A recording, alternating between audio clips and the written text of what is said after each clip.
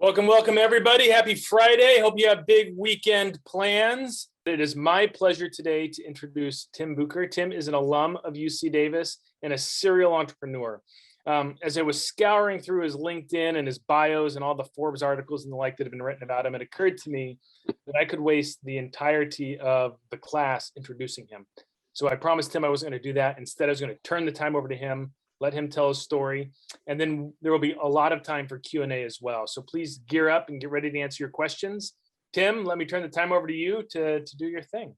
All right, awesome. Let's give Tim a round of applause. Thanks, Aaron, for the intro, and it's nice to meet all of you. And I'm super excited to talk to you guys. And I understand you're from all over the university, so it's all kinds of disciplines, which is very appropriate for some of the things I'm going to talk about. So my name is Tim Bucher, and actually the way I call myself, Aaron, is a diseased entrepreneur. So I am probably one of the oldest entrepreneurs in Silicon Valley. And most people, when they reach my age, they go into venture capital and other things. But I love operating companies and I love building companies so much that I've continued to do that. But what I really want to talk about is entrepreneurship. And at least from Tim's perspective, what it takes to build new companies. But there's another thing I want to talk about is how you can be an entrepreneur within a big company and help scale those large companies. So I graduated many years ago from the Davis College of Engineering. And I want to talk about three things: a little background on my career, but most importantly, talk about my definition of entrepreneurship, of what is an entrepreneur. And then I wanted to focus on lessons I've learned in building companies. One of the most important things about being an entrepreneur, doing a startup, is actually failing. And it's through those failures that you learn incredible lessons. And I think I've learned a few big ones in my career, and I want to share those with you so that you can hopefully take something away. But then I also want to talk about some real world experiences in big companies. And as I reflected back on a couple of these things, and as I was preparing for this, I was like, oh my God, that was like bigger than, doing this startup or that startup. And so there's real impact that can be made. And that's, if you think about it, what a real entrepreneur is, an entrepreneur is not somebody who wants to do a startup and make lots of money. An entrepreneur is really somebody who wants to make impact. And that's something that, I'll talk more about here in a bit. But a little background on me. I was born a farmer. So I grew up on a dairy farm. And I shoveled a lot of cow poop in my career. The reason why I'm standing in front of this tractor, and this was taken, probably decades ago, and I was much younger and much thinner, was because my first invention actually took place on this tractor. And I made a lunchbox with insulation and coolers and a drain and all this stuff. And I was really proud. I was probably like 8 years old or something. But I keep this tractor around because it reminds me of my humble beginnings in sort of, the startup world. Well, I got to Silicon Valley though, but how did I get to Silicon Valley? And I'm going to kind of short circuit this and then I'll go back a little bit, but I'll go forward and I'll go backwards. So I got to Silicon Valley because of two things. And this is the honest truth. And I'll tell you why afterwards. But the two things that brought me to Silicon Valley were beer and pizza. And so I graduated from Davis. I was also going to go to grad school. I talked to this crazy startup company. I had a job offer from IBM, which back then was like the ultimate place to get a job in. And a friend of a friend, had me come to his startup thing. And I went there, and it was a company that nobody knew about called Sun Microsystems, which, went public and now is part of Oracle. Since then. But I got really excited because I'm walking through the hallways at night and everybody was there working, and there were pizza boxes and, dead soldiers in the hallway. And I said, wow, this is kind of interesting. It's like a continuation of college. And it sort of piqued my interest as to like, what's this culture of a startup? But that's how I transitioned from Davis to Silicon Valley.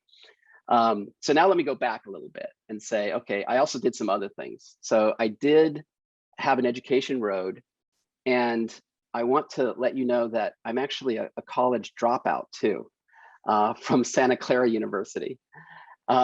After Davis, I did get to Silicon Valley. I worked for a startup, but I also got my master's degree. And then I said, I really like the startup thing, but in order to do a startup, I need an MBA because that's what everybody told me. And so I went into this program, but during the program, about a year and a half into it, I had another idea. And so I got so passionate about it that I started a company called Web TV and dropped out of my MBA program. So by the way, I actually do talks at Santa Clara University to their MBA class every once in a while. And the professors don't like it when I say I'm a dropout of Santa Clara's MBA program. But anyway, they keep inviting me back, Aaron. I don't know why. So my career path. I am a diseased entrepreneur. Most people my age, don't do startups anymore. And, some people think, oh, I might do 2 or 3 startups in my career. I think I've done like 8 startups. And these are the startups. My first one was Sun Microsystems. Then I joined Steve Jobs at Next. I joined the founder of Electronic Arts, Trip Hawkins, and did a company called the 3DO Company. I did Web TV. I did a company called Mira. My only non-startup was Apple. And I joined Apple because of my work with Steve Jobs at Next to run the Mac division. But then, of course, the startup bug, came about again, and I had another idea. And so I did another company called Zing, Tasteroom.com, and then Live. And the outcome of these companies were mostly acquisitions plus 2 IPOs. And it was, I mentioned that not because of money, but I mentioned that because as an entrepreneur, my dream was to get these ideas onto bigger platforms. And that happened in all of these cases. And it was super, super exciting. So lots of startups, 2 IPOs, 6 acquisitions. But my very first startup, which I don't really tell people a lot about, I think it's on my LinkedIn though, Aaron, you may have seen it, but I also have a farming operation that I started in high school called Trattori Farms. And that's why there's a tractor kind of in the beginnings of my life. But the farming operation, I actually bought a vineyard, 2 acres when I was, 16. And it was one of the inspirations to go to Davis to learn more about agriculture and whatnot. But I accidentally took a computer course. But Trattori Farms, go check it out. Any UC Davis student or alum, if you're 21, you'll get free tastings from me, okay? So again, in summary, a diseased entrepreneur. And I'm at it again. Aaron just found this out earlier this week, but I've been kind of secret the last, probably a year and a half or so. I started a stealth ag tech company in last year, have a prototype, landed a first partner, and I can't believe I'm at it again. But I just love, following ideas and seeing where they go, and teaming up with people that are, just very passionate and very smart, and seeing if we can make the impossible possible and really make impact in an industry. So it's a stealth company. Its name is Muco, and it means nothing. All right, so I've had the pleasure of working for some great entrepreneurs. A lot of my startups were acquired, whether it was by Microsoft or by Dell, or even by Apple. And so one thing that I really learned from these entrepreneurs is that they all had a mantra. And I always wondered, why is it that they kind of repeat themselves all the time? And I think it stems, it really was about focus. Entrepreneurs tend to be maniacally focused. And that's something that I really took to heart as I've grown in my own startup worlds. Bill Gates would yell at me just all the time about, it's all about software. The world runs on software. And you know what? He was right. Steve Jobs would be maniacal about design to the point where it would cost the product $100 extra to get a stamp, in rubber on the bottom of a product that nobody would see anyway. But it was just all about design and the perfect curves and everything. And you know what? He was right too. And then Michael Dell, we would be at board meetings and he would recite the cost of resistors to the board. And I was like, this is crazy. But you know what? He was right too. And the point I'm making is that entrepreneurs kind of have this sort of theme that they really try to beat into their company. And it's really the vector that makes the company successful. Because if you think about it, Microsoft, all about software. Dell, what made them successful in the beginning was their cost. and accessibility. And I think, Apple, you pay a premium for Apple products, but a lot of it is about design. So that's something that I really took to heart. So what's my definition of an entrepreneur? Everybody comes up with great ideas. Everybody does. All of you guys have come up with great ideas. You probably come up with great ideas every day. The difference between everybody and an entrepreneur is that entrepreneurs take action on their ideas. And that action's kind of scary and it comes with lots of risk, but it's really the thing that differentiates entrepreneurs from everybody else. And entrepreneurs, as I said earlier, really don't want to make money. True entrepreneurs, they want to make impact. And if you make impact, well, money will come or whatever, but it's really about being passionate and believing in what you're doing so much that you actually quit your job, make lots of sacrifices, and take action.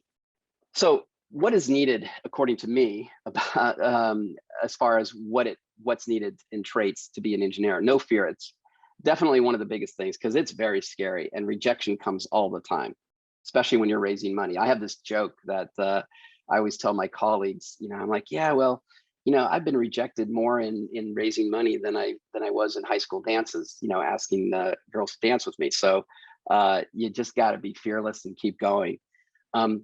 There's one thing that I'm going to tell you that venture capitalists really look for more now than ever. You used to hear the saying that, well, they look for the team first. That's not true anymore.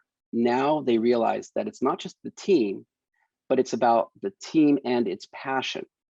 Like, they want to know that this is a team that will never give up. And as an entrepreneur, you really can't give up. And if you have that mindset, it's easier to actually live the life and move forward as an entrepreneur.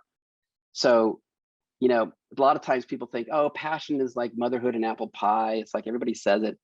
I have to tell you, if you don't have passion, don't do a startup, period, full stop. It's one of the most important things to have because it really is what keeps you moving forward. There's this thing I like to say is, I think what's the state, Aaron? Is it Missouri, the show me state? I think it's Missouri. I don't know. Missouri. I remember the It license is. plate. I remember the license plate too, right? And I remember seeing that as a kid. And then in my entrepreneurial days, I've been like, I'm the show me person. Like, we're a show me company. Everything we do and everything I've done with startups and everything I try to instill in the team. And a CEO can't create a culture. They can only foster a culture. So, it's really about that culture fostering of, hey, show me rather than tell me. Show me the market, show me the data, show me the prototype, right? Let's go. Let's actually, build something and see it. And that's something that I feel is really important to be a great entrepreneur. And most importantly, and this is why I'm so thrilled that, you are all multidisciplinary, you have to be good at working with others. And it's not just about like, your friends, if you're in, let's say, the math department or something, and you bring all your math friends together, it's really about a diverse team. So it's not just about your own world. I was in the College of Engineering and I sucked at networking, like sucked. And I tell everyone who is, uncomfortable with, being outward or trying to connect with others, like that speed startup, what was it called? Speed startup or whatever session, like, put yourself into those situations and really network with others. It's really, really important. Teams can make such a bigger impact than individuals.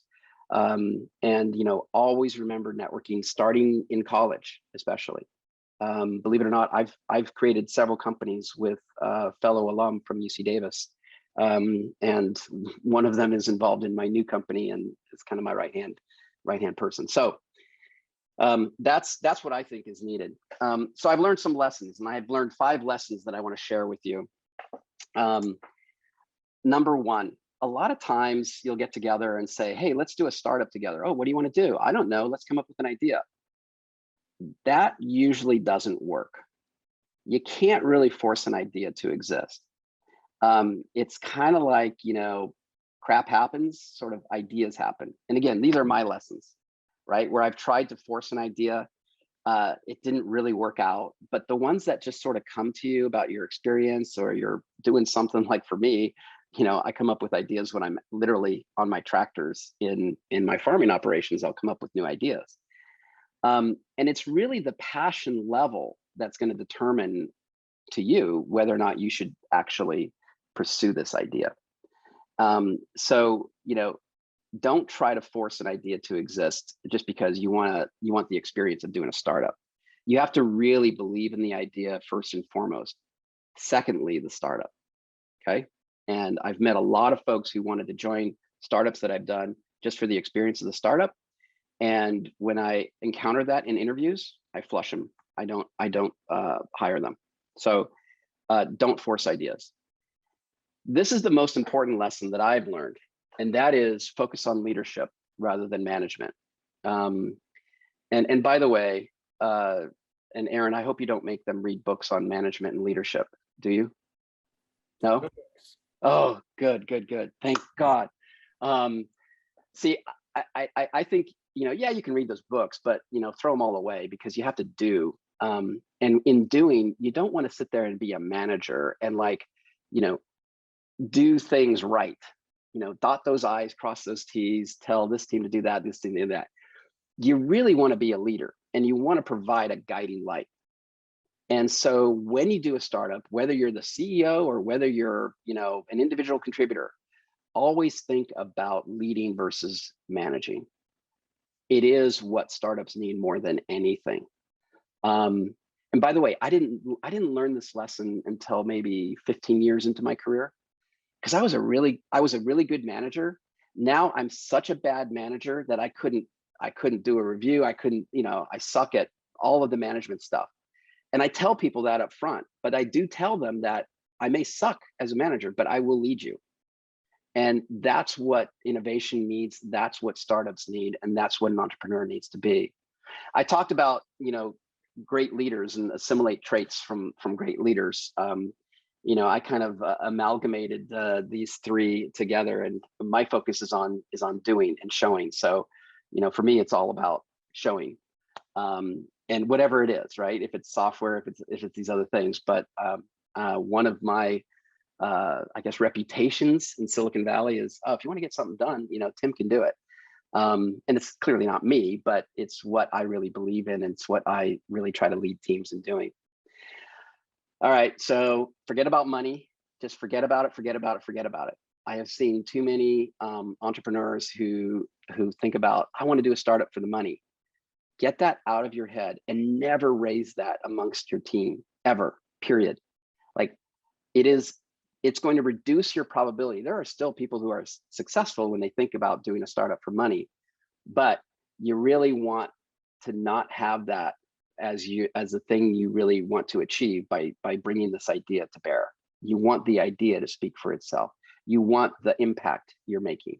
So please make an Aaron promise, maybe before you leave the class. You sign a paper that says, I will never start a company for the money. Lesson number 4, and I alluded to this earlier, right? One of the most important traits is teamwork. Now, there's an approach that I approach with teamwork, and if you ask anyone who's worked with me, and I have the pleasure of working with some people through many startups, they say Tim has a saying. I say, trust until trust is broken. And if you think about this, you can create a great team quickly if you trust until trust is broken versus if you build trust. And there's a huge difference there.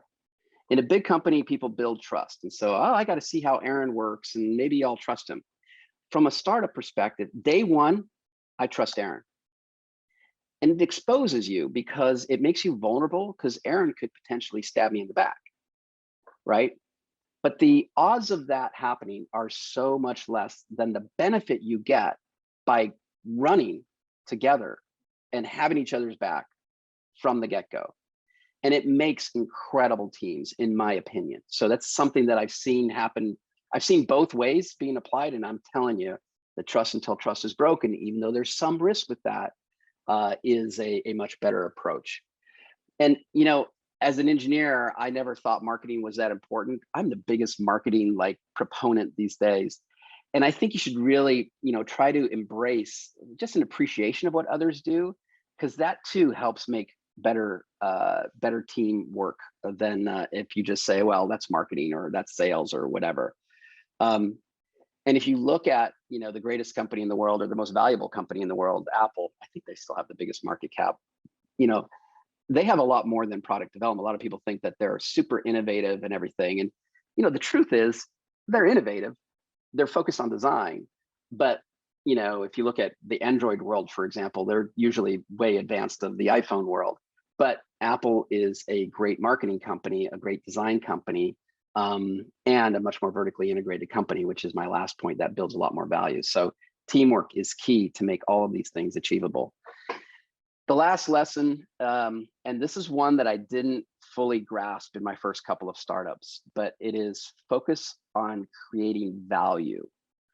So what is that? What do I mean by that? Well, usually, when you are a startup, you're very bright people all together, and you have this common goal, and you say, hey, we could do this, and we could do that, we could do this.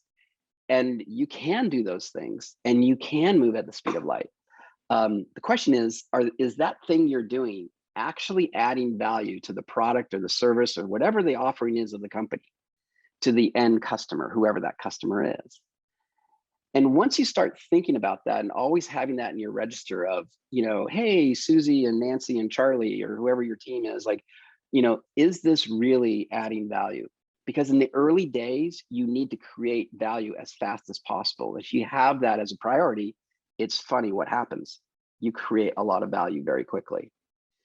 And then I have to throw this in there, and I didn't know where to put it, so I put it under the value creation, which is don't waste money. Be frugal. I have a colleague who I did a startup with. I haven't done another startup with this person. I adore this person, but they, on their next startups, they funded it very heavily, flew private jets to partners and all this. And apparently it backfired in one very famous meeting with a very big CEO of a very, very famous company. Once he found out that they flew a private jet, he's like, you're not a startup. And, said, get out of here. So I really believe in the humble approach, and that really helps whatever value you are creating even be amplified more as a group. So that's just, again, one of the things that I've learned and my opinions, and you can take all these lessons and throw it out the room, but I just want to make sure, I share with you my experience of, scars and some wins as well. So I'm going to now transition just for a couple of slides, and I think we're okay on time, Aaron. We got 7 minutes or so here. So innovating within big companies. I call it being an entrepreneur. And some of my entrepreneurial activities led to acquisitions. And some of those acquisitions, I didn't really want to embrace them, and I, left pretty early and went and did another company. Until I kind of got later in my career, and I realized, wow, you could actually make tremendous impact in big companies as well. So it can be done. It's not easy, because there are these things called antibodies. And by the way, if you ever get into a big company, or if any of you have ever interned in a big company, you may have heard the term antibodies. They're used commonly. And it's basically the sort of the mindset that big companies have become comfortable with. And it's like, well, we fear change. We don't want change. Let's just keep things going, and, very conservative, want to keep their jobs or whatever. But you can break through, especially if you have partners in crime, because if you're an individual within a big company, it's hard for your voice to be heard. But if you have a group of folks, you can make a big difference. And that's exactly what happened in a couple of experiences that I've had. And I wanted to share 3 of those with you. First one is Xbox. So WebTV was acquired by Microsoft. I had done a gaming company called the 3DO Company years prior. And I was called in to Steve Ballmer and Bill Gates, and they said, hey, you've done a gaming company. I said, yeah. And they said, well, we want you to go and talk to Dell and have them build a console, and that'll get us into the video game business. And I laughed at them. And they're like, what are you talking about? I said, that's not the way gaming works. You got to go vertically integrated. You got to do your own console. you got to support studios all over. You got to like make it an entire ecosystem. And for 2 years, it was different groups. And, you know, I was part of a group that I guess in the end was louder. It took to convince Microsoft to go and do a gaming console. And it was really interesting. You know, I was very vocal about making sure it was separate from Microsoft. By the way, Microsoft is a really cool company today. Back at this time, the rest of Microsoft wasn't really cool. And so I wanted to sort of disassociate us from that brand. I know that sounds really harsh, but it was for the best interest of the company. So there was physical isolation. It was a whole different building, whole different logo. You couldn't even see the Microsoft logo. And, you know, it was hardware and software, which was very different for Microsoft at the time. And it definitely needed the group to make it happen. So that was many years ago. And I think the first year it was about $2 billion were lost. But it's been a great success for Microsoft, and it continues to evolve. And I think it was a great thing for Microsoft to allow entrepreneurial spirit to not only exist, but flourish within their company. Apple, there were a couple of, I have a couple of examples within Apple, but one of them that I thought was kind of interesting was this very, very low cost Mac when I was there. It was dubbed the Mac Mini, as it was after the fact. But, you know, Steve Jobs was so like focused on this thing called AOI, which means, or AIO, excuse me, all in one, right? The eMac, the iMac, the everything Mac, all the Macs had to be sort of these all in one, they had to be pure on the low end. And so I ran the Mac division at the time, and the notebook team, the laptop team, I said, hey, what if we could take, you know, laptop technology, because that's where all the volume is going, that's what the focus is, and actually create a desktop that's really, really small and really, really cheap, but also really cool looking. And so we built a prototype, and I actually put the whole prototype and all the components in a bag. And for about 3 months, I carried that bag around campus in Cupertino. I was known as Tim the Bag Boy. And the reason why I did that was I knew I had to strike with Steve when the time was right. And so we happened to be in this one meeting right outside of Steve's office. And we were talking about the evolution on the iMac and the lower end Mac line. And I said, I think we can even go lower than that. And Steve's like, you really do think? How do you think we could do that? You know, how could we get, you know, lower than this and still make it a cool product? And I said, well, and I pulled out of my bag all these components and I stacked them up. And I said, you know, we can use this and we could build something like this. And Steve looked at it and he was speechless. And he said right then and there, I think we should do this. I said, okay. And I already had a team all queued up. I literally walked from that over to my building. The team was waiting for me and I said, green light, because I had texted them. So that was it was like heresy to do something like this and to bring your own keyboards and everything, but it really helped change a lot of the mindset at Apple. The third example, and then I'll close, is with a company I did called Live Minds, which was acquired by Seagate. And remember how I said I would usually not join the company, I would usually, you know, kind of move on. But the CEO said, I said, you know, his name was Steve at the time, Steve Lusso. I said, you know, Steve, I'm going to move on. You know, this acquisition is great. It's wonderful. I'll help out. He's like, no, I want you to stay on. I said, no, I'm an entrepreneur. I'm going to move on to my next thing. And he's like, no. I want you to be an entrepreneur here, but I want you to run the consumer division. And I'm like, really? Like, I was very kind of hesitant about it. And so, you know, I trusted him and I thought this would be an interesting experiment. So I said yes. And I became the GM of the consumer division, which at the time had like 800 SKUs of USB hard drives, the most like unsexy thing you could imagine, you know, doing. And here I am thinking, okay, I'm going to innovate with products. I didn't. I innovated with marketing. And that's why I say these multidisciplines are so important to appreciate. The first thing I did was I realized that the sales team, which was huge, was selling so many SKUs all over the world. It was insane. There's 800 SKUs. So literally on week 1, I said, we're cutting all the SKUs and we're cutting them by 10x, by 1/10. And I mean, some of the sales folks went to the board. You know, the CEO called me into his office and said, hey, I hear you're like, you know, making a really bad decision. And I said, hey, you told me to run this like an entrepreneur. An entrepreneur is about focus. You can't sell 800 things. And he agreed with me, and he let me go on. And then I said, well, our brand isn't that cool. You know, what if I partnered with, you know, like Xbox and did gaming drives, DJI and drone drives, Adobe, Amazon Cloud, Amazon Web Services, Amazon, they called it Amazon Photos, and create kind of these unique sort of, you know, products that were co-branded, and move away from a storage aisle and really lift the brand. And the bottom line is that strategy grew the business from about 350 million to about 1.4 billion over 3 years. And it became the redheaded stepchild division to the division that everyone wanted to work in. So you can be an entrepreneur within big companies is the bottom line. Now, I think there's a lot of benefits of being an entrepreneur. Your learning is accelerated like crazy. You create these close-knit, very close-knit teams that you do multiple startups with, or you bring into big companies together. And, you know, I always have this saying where projects and products, you know, they come and go, but people last a lifetime and friendships last a lifetime. And so you really create some very close-knit teams by the startup, in the startup world. And it's this true innovation. I mean, I consider, you know, making the impossible possible true innovation.